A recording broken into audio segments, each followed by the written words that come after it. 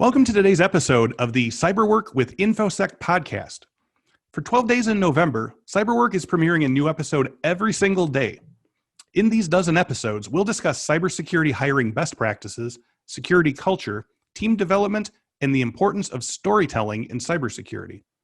Today's episode is entitled Collaboration and Cultural Relevance, Taking Security Awareness Global. Our guests are David Hansen, Senior Analyst, Corporate IT Security and Compliance for Brookfield Renewable, and Dan Teitsma, Information Security Specialist, Program Manager for Amway. The old saying goes, it takes a village to raise a child.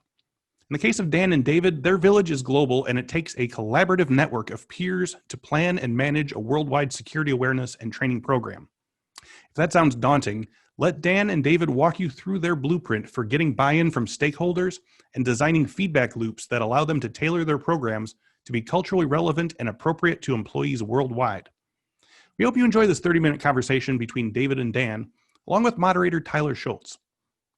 If you want to learn cybersecurity or move up the ladder in your career, we're giving all Cyberwork listeners a free month of access to hundreds of courses and hands-on cyber ranges with Infosec Skills. Infosec Skills is aligned to the work roles, knowledge, and skill statements in the NICE workforce framework and can help you at any stage in your career. Be sure to use the code CYBERWORK when signing up. More details can be found in the episode description. Catch new episodes of Cyberwork every Monday at 1 p.m. Central Time on our YouTube channel for video or on audio wherever you like to get your podcasts. Now, let's start the show.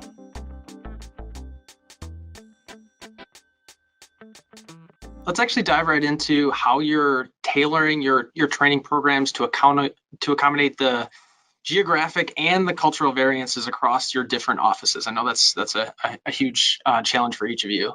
Each of you actually both take kind of a decentralized approach to mapping specific portions of your global programs. David, can you step us through what this looks like and that collaboration between your core team and those individuals who are managing security awareness and training at a local or a regional level? Right. So we execute at the corporate level. We do a quarterly phishing exercise where we send out variations of theme to all of our people. But when we consider that we actually have 11 operating businesses and we operate in a very decentralized model, there is a requirement to adapt the selected template or templates to better work within the target environment.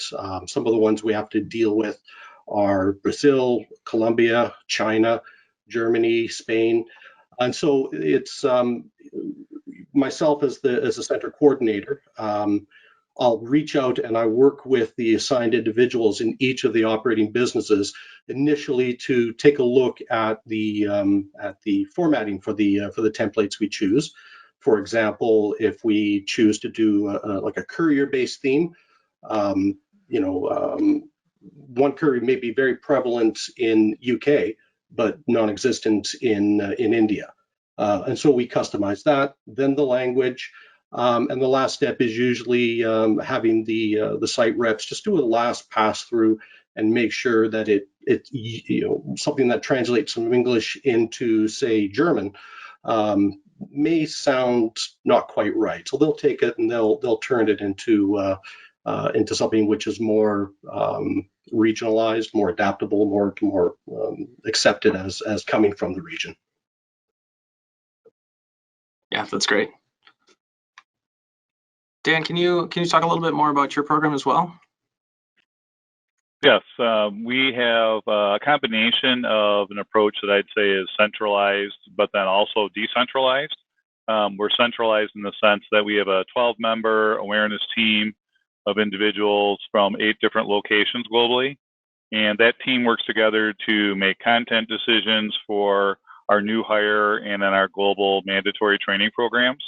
And we develop common goals and overall training topics each region should reference when developing their own training materials. We're decentralized in that the regional awareness team members are responsible then for supplementing or complementing that global training with facilitator-led training and other training resources that are more specific to that region or to that market. And they also share content, with each other so that we can leverage that but then they can adapt it to their own audiences in their region and their markets. We provide training in English plus 11 other languages. And for translations, we work with Infosec Institute, but also our awareness team members are fluent in many languages, and they help validate translations and provide some translation content as well, so that we have all that content then translated and available in all those different languages. And learners then have the option to select their preferred language when they are accessing the training content.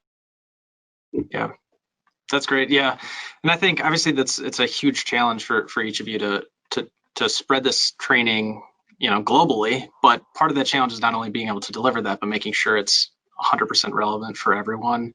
Not only to kind of standardize the education that you're delivering, but making sure that experience is just as good for everybody. Dan, I know you've mentioned in the past actually how you've actually used focus groups as kind of part of this process to make sure the training works for everyone. Can you touch on that a little bit? Yeah, as part of the development of our program, we use focus groups where we'll get a few people together in a conference room or possibly remotely, and just talk through different types of learning content, different types of methods for delivering content, and just getting people to respond to that and talk to us about what they like, what they don't like, what works well for them or doesn't work as well. And it's very interesting because key finding from that is definitely that people have different learning styles and respond to the same content differently. And some of that seems to be aligned with cultural differences based on location, but really primarily it seems to be related to individual differences in learning styles and content preferences, and that seems to cross over from a cultural standpoint everywhere.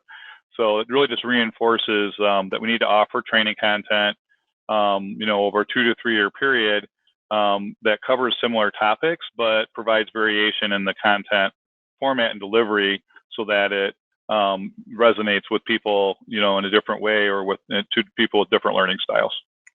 Yeah, that's interesting.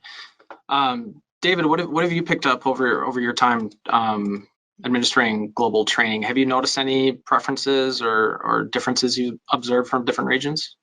I have to, in line with what Dan was saying, we're seeing something similar. Different themes of the fishes that we test people on will elicit different responses. We emulated a year and a half ago a LinkedIn invitation request, and that got a lot of traction right across all the areas. Right around the October, November, early December period, there's a lot of packages being sent. So we've seen a lot of activity to that particular style of fish. But other people will also react more to like a free one month subscription. So it's really, what sort of bait you're going to dangle in front of them will elicit different responses.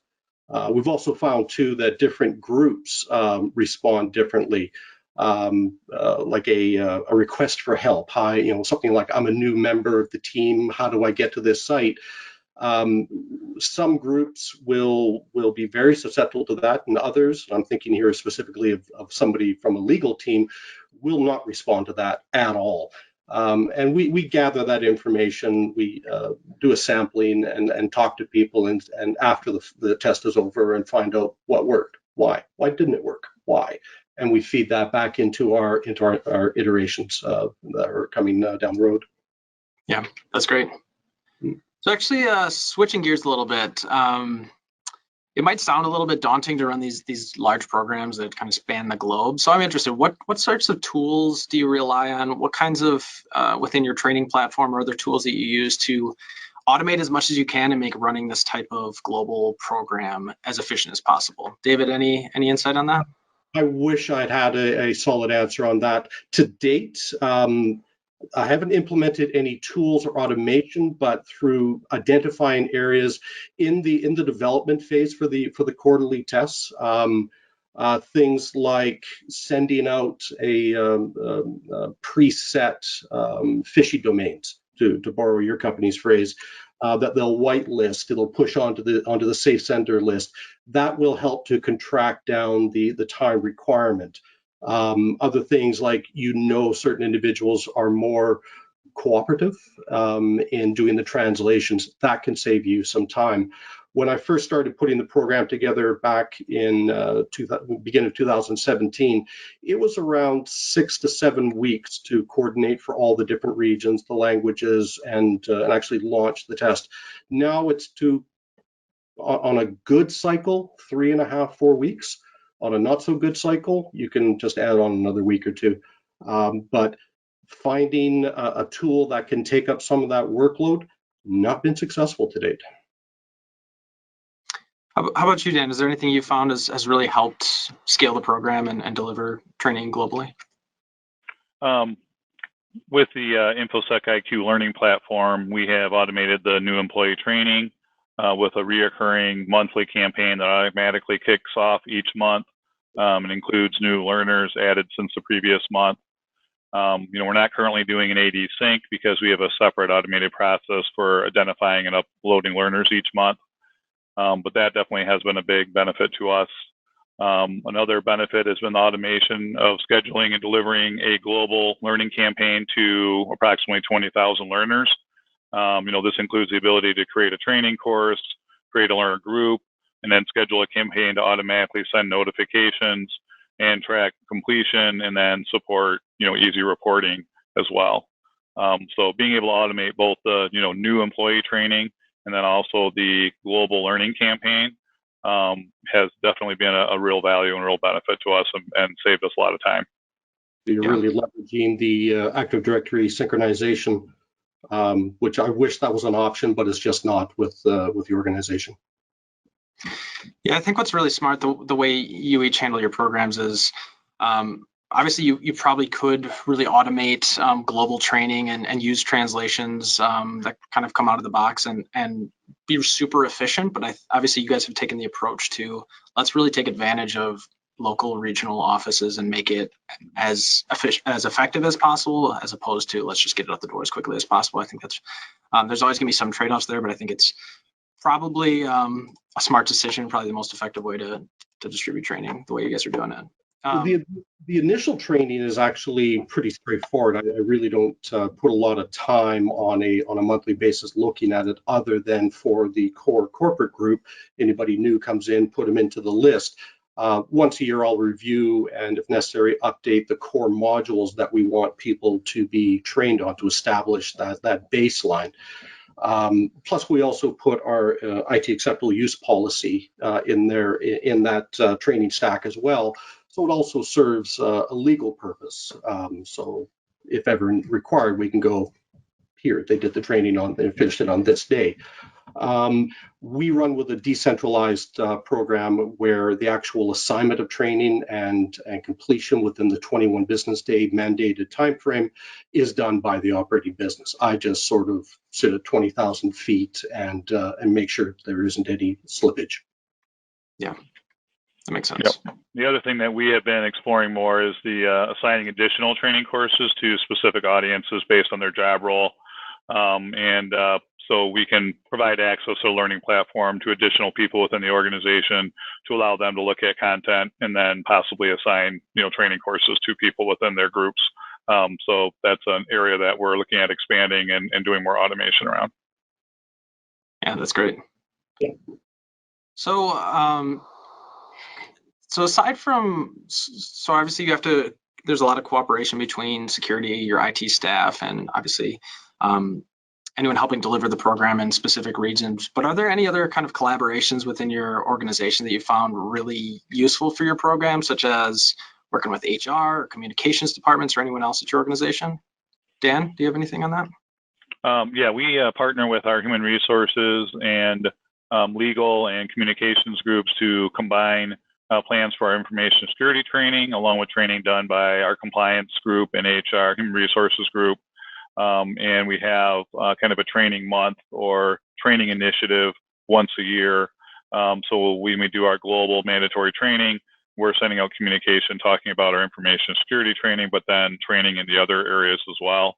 That allows us to get a lot of executive leadership support to encourage everyone to complete the training. So, we really have a big emphasis on like a training month and the training that will be offered during that month, and that, it's required for everyone to complete the training. So that's allowed us to, increase the level of awareness with our information security training, because we are partnering with those other groups and their training initiatives also. The other thing that happens is our awareness team members also collaborate directly with leadership, within their regions to follow up and communicate further when we're running our global campaign, to ensure, that we're getting the completion of the training by all the learners. So that collaboration and, partnership has worked well also. That's great. David, how does that shake out at your organization? Do you have a lot of other coordination with other departments or leadership teams that everything runs through? Apparently, Dan talks to the other departments far more than I do. The one group we do work with is part of our process. We engage with each of the HR teams to acquire the active email addresses, and then after the fact, when the quarterly test is done, we work with communications, and we send out what I've termed to be a lessons learned document to all of our users, and they help with the translations. And the intent behind that is that we highlight within that quarterly fish that has within the last usually 2 weeks has been sent out and is still relatively fresh in people's minds. We'll point out areas that they should watch for, the email address, other sorts of hooks that we put into it, spelling mistakes, that nature of thing. And the objective is that to get people to recognize and to learn from the experience. And hopefully that they will use that information in real time. Yeah, that's great. So big question for each of you. What does success look like for you? So what metrics do you measure your program by, and how do you know what's working and where to adjust? Dan, what are your thoughts? We do have a phishing program that includes monthly phishing tests. So we do metrics and reporting on phishing clicks and suspicious email reporting, and then, scorecards associated with that. So we do have specific targets for those that we monitor. And then, for regions or divisions not doing as well on phishing results, our regional awareness training members will reach out to those groups to add additional facilitator-led training targeted at, those specific groups, or in some cases, individuals, depending on what the need is. For our new hire and global mandatory training programs, we monitor the percent completion, and we have targets that we measure against for employees and contractors in completing the training. Gotcha. David, what does success look like for you? The main goal we're going for is to get our click rate down into the 5 percentile range. And we're pretty close. We're not there, but we're getting close. Each area, especially, we do see a lot of new people coming in and even new acquisitions, and we follow what looks to be a fairly standard model where the initial test will score relatively high for that region, and then with training, with both the online training, but also small group direct led training courses. I ran a course on that in 2017, and we dusted it up and often updated it. But the intent is to see within 2 quarter period, to see it fall down somewhere into the relevant range that we're looking for. One thing that we have started since the Q2 test is when individuals who have clicked have fallen for the quarterly fish, we're retesting them again, and usually within a pretty tight time frame. And each one of those people, if they click again, that's another conversation. But each of those people will also be going through an interactive training session with a member of security and compliance to help them understand where the weaknesses is at, and bring up their base level of knowledge and ability to recognize a fish. That's great. So another kind of tough one for you guys. Can you share with the viewers some of the lessons you've learned over the years, or any aha moments for managing this global training program? David, do you want to take that one? Yeah. You need to be really clear about what your objectives are, of course, and also that an effective program which is spanning multiple countries and languages, it does require a certain amount of time resource to ensure that it's developing and being implemented to the standard that you're working for. I find it a little interesting because the initial training block for new employees, I don't want to say set and forget, but it's pretty close to that. But the actual phishing, the campaigns, the follow-up, particularly now that that senior leadership is well versed as to the threats that it represents to business. This is something that we do put a lot of time and effort into it. So when you are developing your program, make sure that operationally you're putting the resources to ensure that it maintains or even enhances the standard that you're looking for, which is to train the people. We've recognized that we've got top rate firewalls and email filters and spam detectors and all that. But if you don't train the people, if they're not able to recognize it, you're always going to have that vulnerability to your business continuity. Yeah, absolutely. Dan, any tips for the viewers? Yeah, I think one of the big things that we've learned over the last 2 to 3 years is the benefit of having consistent content delivered globally, that you can create a baseline with all of your employees, all of your contractors globally through that computer-based training, and you have a way to track the completion of the training, and kind of ensuring then that everyone's getting that common baseline to start with. And then the fact that it's really important to balance that with facilitator-led training in the regions and the markets, where you can then expand on the topics and make the training be a little bit more relevant to the people in that location, or based on their job role. So it's really probably the importance of doing both, and doing them both in a way that complements and supports each other. So obviously we're still learning about that, how to do that effectively, but I think we've made a lot of good progress and being more effective in achieving that good balance. And then part of that too is, we talked about this earlier, that people just respond to content differently, right? Not just because of cultural differences, but because of how they learn. So it's really, I'm a real strong believer in repetition of the same topics and kind of the same information, but covering it a little bit different way and maybe a little bit different format, just to reinforce that learning over time and to accommodate the different learning styles. Yeah, that's a really good point. Go ahead, David. I was going to say there's one other point as far as the aha or lessons learned.